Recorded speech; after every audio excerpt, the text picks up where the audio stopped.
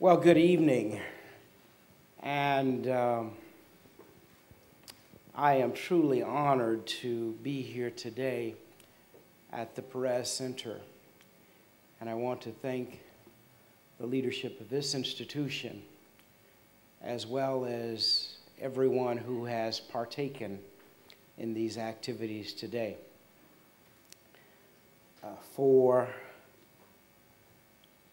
We came quite a distance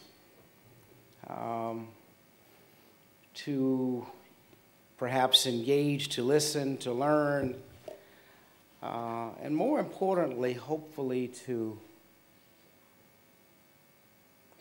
find ways to encourage this most important discussion that really does impact what occurs in the world.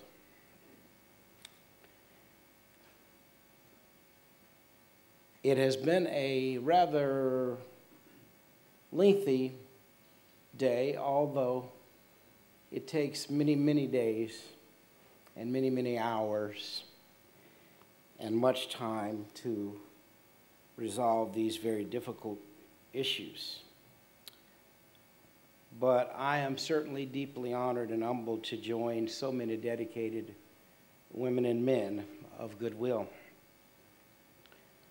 Certainly the discussions that I've heard today and this evening have been spirited, and they give me hope that the dream of my father for peace and nonviolence that he espoused and others in our world, for all people everywhere, is maybe alive, and while not achieved, but alive and well, certainly here in Israel and specifically in Jaffa, even with the challenges. So I begin, and I will attempt to be as brief as possible, since it's been a long day. But I begin by sharing a short story of which my father once wrote about and talked about. And in this beautiful but yet sort of troubled world here today, I think it applies. And he said that he once read a story where the main plot line was about a very large family who, despite being related, had sort of grown apart over time to where they did not speak anymore. They lived in faraway places, and they basically had forgotten what it was like to be family. But in this story, the family was forced to come back home again and live together in the same house. Now, it would be difficult, of course, but they would have to find a way to make it work so they could live together in peace. After telling this story, my father then said, "This is the great new problem of humankind.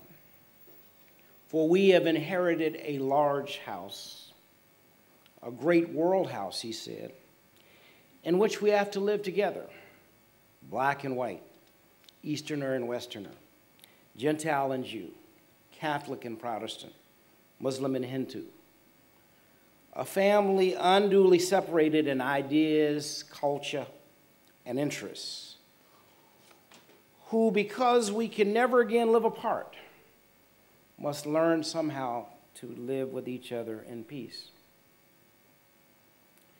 Now, standing here today at the crossroads of so many great faiths and so many civilizations, I can't help but think about what the world house means today that he spoke about in one of his books.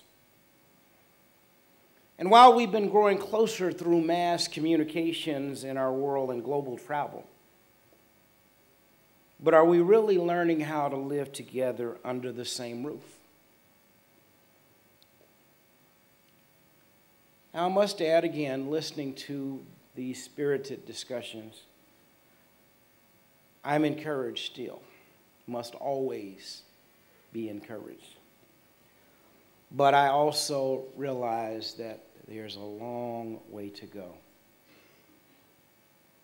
Part of the reason that we still have a long journey in front of us is because of where we've come from.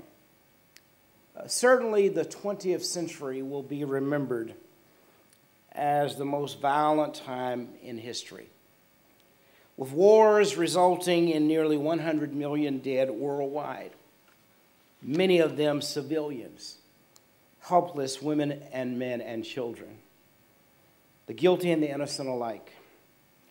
The last century brought us 2 world wars, a Holocaust, countless tribal wars, civil conflicts, and terrorism. But it will also be marked by the women and men who fought for peace through nonviolence, men and women who knew that the only way to achieve peace is to fight for it through peaceful means. They were the foot soldiers of the People Power Revolution of the Philippines, the Velvet Revolution of Czechoslovakia, and the Freedom Movement of South Africa. They were the students of the modern American Civil Rights Movement and the followers of Gandhi in India. These champions of nonviolence understood that violence can never be justified as a necessary evil.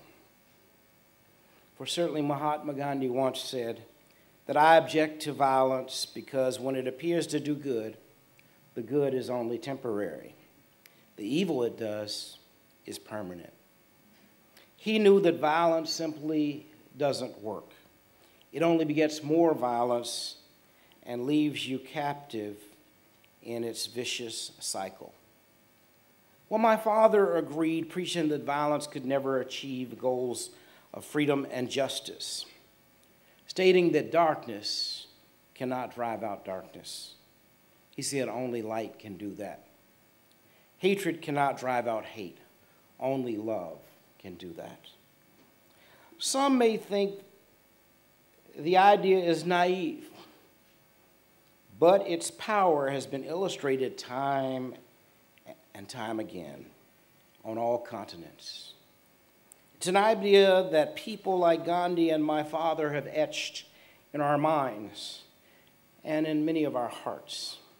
And it's the reason why we've gathered here today. For at its core, it's the idea that nonviolence can be an effective tool for building a better world. Not only a moral tool, but an effective one. Martin Luther King Jr. spoke directly to this idea in 1964 when accepting the Nobel Peace Prize. He said that violence is a descending spiral ending in destruction for all, for it seeks to humiliate the opponent rather than win his understanding. It seeks to annihilate rather than convert. It destroys community and makes brotherhood impossible.